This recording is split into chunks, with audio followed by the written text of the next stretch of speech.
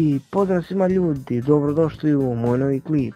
Glas mi je malo drugačiji zato što snimam sa telefonom, nego to nema veze, počnemo mi sa klipom. U današnjem klipu gledat ćete 10 zanimljivih činjenica o životinjama. Neke stonoge kao što su afelarija mogu lučiti cijanid kroz male otvore u tijelu. Kolibri ptice imaju nevjerojatno brz metabolizam, što znači da su uvijek samo nekoliko sati udaljeni od smrti, od umiranja od gladi.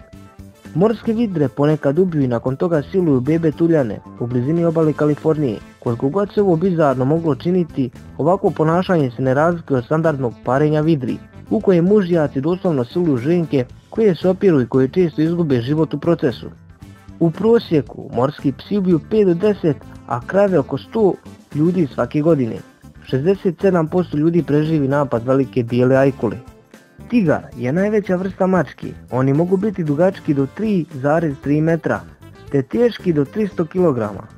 Prije se vjerovalo da su zebre bijele sa crnim prugama, jer neke zebre imaju bijel stomak.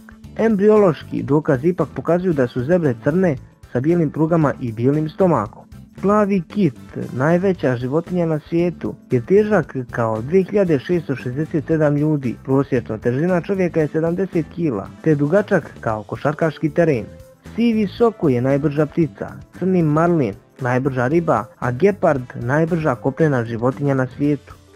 Morska osa je jako otrovna vrsta meduza koje žive u morskim područjima sjeverne Australije. U samo jednoj morskoj osi nalazi se dovoljno otrova da ubije 30 odraslih ljudi.